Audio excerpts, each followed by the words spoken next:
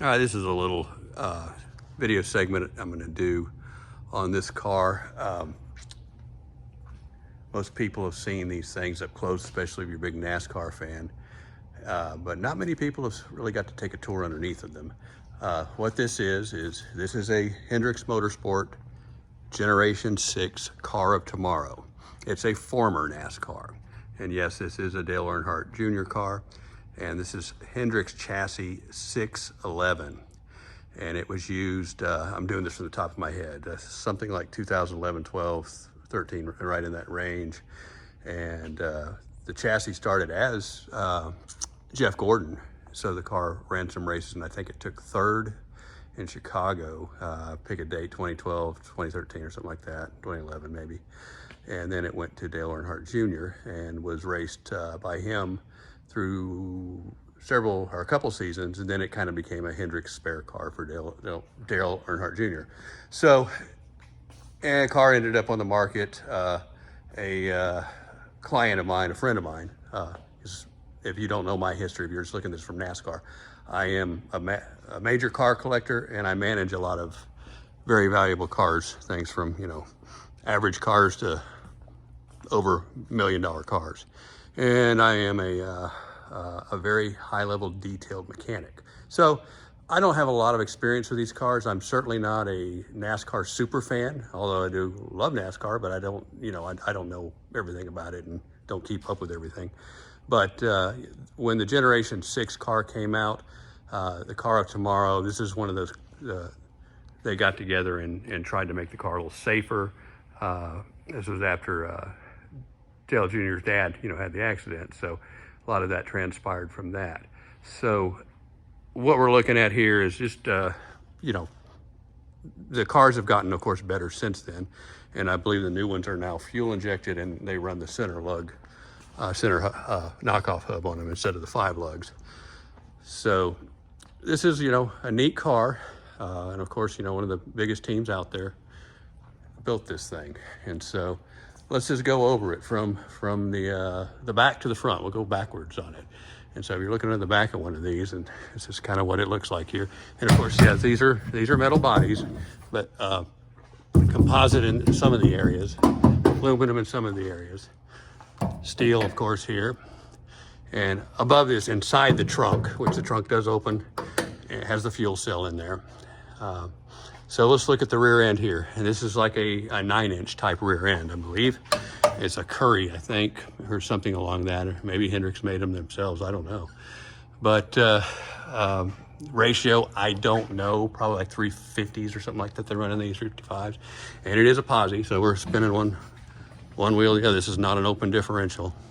I don't believe it's a locker, but it might be. I don't know. It doesn't feel like it. So some of the things on these NASCARs where you can see the differences of a car is just designed to turn left. That's all it's done to do. Now, this chassis can be reconfigured to do, turn left and right. But look at how the rear trailing arms are. One's down lower, one's up higher. And so obviously the load side of your car, where all of the weight is going to be going, is turning into to the left or to the right side. So, because you're turning left. So this one is set up higher, and you can see how they set it. And the entire design of this right here is you can't even bring this one down that low if you wanted to. But the way this works here is you can bring this one up to equal that one. So, and here you have the these are screw jack adjustments from the top. So you see the guys adjust the suspension from the top. That's the lower part of it here. And this does the panhard rod adjustment here. So that will give you a little bit different track angle on the car. And then of course you have the the adjustments for the spring loads, and that's because of the top to the springs there. And so yeah, these are just coil spring rears. It's not independent rear. That's the way they're designed. It's supposed to be. And so that's kind of the rear end. Of course, those are your Penske shocks, and those are I don't even know what they cost. They're ridiculous. I know that much. And so here is the differential cooler here. And I believe this entire differential cooler is completely mechanical. There's no electric pump on this. I think it moves the oil through here itself just by the motion of the diff. So that's kind of neat that it does that. And it goes through the cooler. Drive shaft, it's a steel drive shaft, big, thick. And here's your oil reservoir, and that is for your dry sump system. And that thing's got to hold what? Pick a number, 10 gallons, maybe more. Somewhere in that range. And these are sensors for, I guess, all temperature here. And maybe this is probably temperature and pressures maybe. So, and your lines come into this. There's two, one supply and two returns, I believe. Yeah, the return, no, one supply, two returns. And so let's go back here instead of jumping ahead. Now the exhaust, here's the exhaust on the NASCAR. Pretty much pancaked out, very well designed. These are, you know, when you look at these cars from a distance, you think, oh, they just put some cheesy exhaust out the side. No, not at all. This is some serious stuff. These are big, massive long tube headers, wide end here. And so, you know, everybody that wants to run your duals, here you go. They're bringing it into a single. How about that? And then they bring it back out. So even NASCAR does that. All right, so where else were we at here? One of the things I want to show too that I noticed, of course, you know, you have the drive shaft is in this drive shaft case. The size of that's part of the framing, of course. And you've got the, basically your drive shaft loop here, which is up and down. So it protects the car itself, and should the drive shaft have a compromise, it's going to stay in that tube there. Here's one of the things that kind of surprised me when you look at these. Like I said, I'm not a NASCAR super fan. I know cars, but I don't know these cars like I know, you know, all your street rods and your old vintage race cars and things like that. But there's no cross member on the transmission, none at all.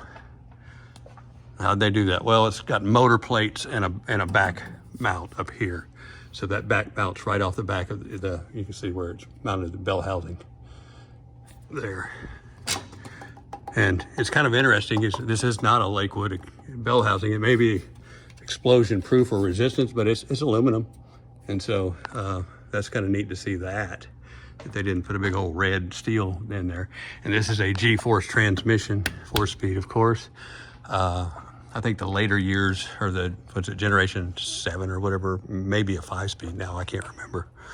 That's just going off the top of my head. Then of course, yeah, there's your starter. Turn on the flywheel there. Now here's where it gets interesting. So we're going up to your 358 NASCAR motor. It's the R07 engine. And so for those that know NASCAR, know what that is. It's a special built motor. It's based on an LS family engine, or as we say, you know, a small block generation 2 motor. But it's specifically built for NASCAR. And I think, you know, there's some guys that come out and get these in the street rods, and that's kind of a cool motor. But it's a pretty radical built motor. And if you notice, it's all dry sump, pans all the way down, you know, flat, no dips for steering or anything like that. And all of the pickups are on the right side of the car. So the load side of the car, where the centrifugal force is throwing the oil that way. And that's your dry sump pump up here on the motor. Like I said, we'll go over the top of this in the next segment, but this is just underneath the car where you can see all this. So that's the dry sump pump right there. It's belt driven right off the first thing off the crank. And it does have power steering, and it does, you know, that's your water pump up there, which is pretty much a LS designed water pump. And so we get into the front suspension now. Let's look at this. This is another telltale sign of this car is just designed to turn right and put all the load on the turn left and put all the load on the right side of the car. And so look at the control arm adjustment here.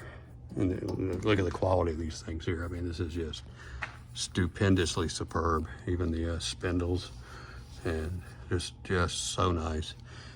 And of course, those are big Brembos they're run on this car, front and rear.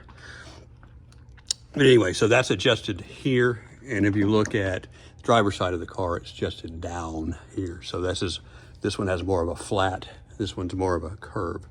And of course you can't adjust these. That's the way the chassis is designed. Now here's the big one. So here's your sway bar. It's a massive thing that goes right across here. It's just kind of a tube that goes in their sway bar. And so here's your sway bar. This is the end link of the sway bar, or the link of the sway bar, and the end link's here. So it's attached to your control arm here. You go to this side, nothing, not even hooked up. It has places for it, but that's because they don't run it on that side, unless they're, you know, changing it for different tracks where they are going to be turning right some. So, and of course here you can see where the adjustment to the suspension is here. That's the big screw, just like we saw in the back, to adjust the load height of the car and things like that. So those are some neat stuff. And you can see the balancer. You won't be able to see that from up top, but I don't know if that's a fluid dampener, but it's got the Hendrix label on it, so it may be their own stuff.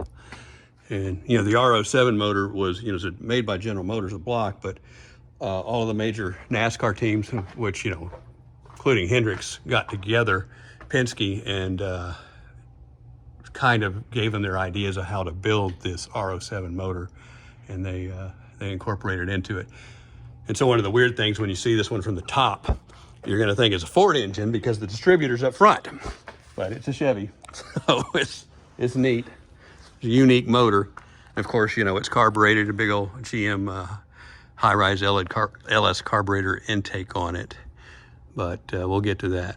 But you can kind of see the headers here, how nice they are. And I guess those are, man, that's probably 1 7/8, damn near even 2 primaries that go down to these things. They may be 2. And here they are here. Yeah, I'll have to measure them, but they're big. So pretty substantial. And what else have we got here under the car? So I'm kind of just pointing out, I'm just doing this all by, you know, as I see it. None of this is rehearsed, so I'm just looking at it and going, hey. I've looked at the car before, obviously, so there's your front shot of Penske's. There, closer look at the brake rotor. And you can see the inside of the brake there, the Brembos. And of course, these are, you know, 15 by 10 wheels, I believe. Yeah, they're 15 by 10s.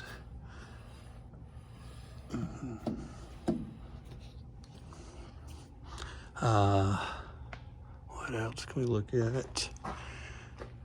And the radiators up front. There's no fan on this radiator at all, so it's got to be moving to keep it going, or keep, you know, any kind of cooling on it.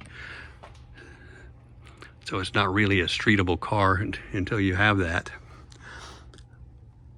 By any means, not that it's a streetable car at all. You can see how that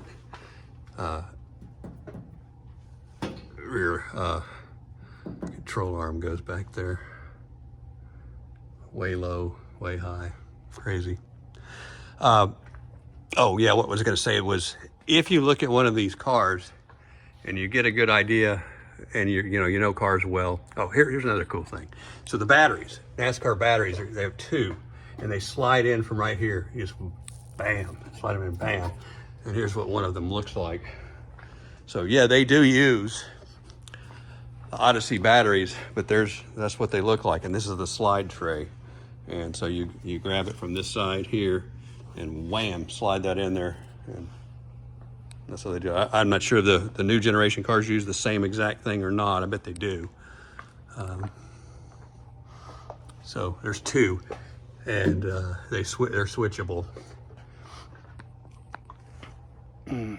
What else? Back to this. Oh yeah, the main observation I get out of this is, you know, I've built street rods. I've started in the late 70s modifying, you know, GTOs and Trans Ams and Corvettes, and carried on all of my life doing this. But one thing this car will tell you, it'll let you know real quick, there is no way on God's green earth that you can take your Camaro, your Mustang, your Corvette, whatever car you think it is, and make a race car out of it. It's impossible. This is a race car.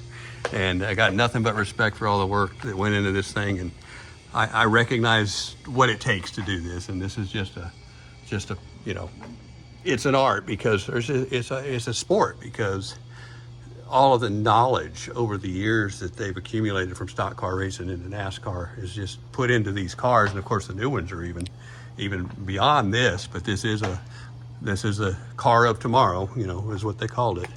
So kind of neat.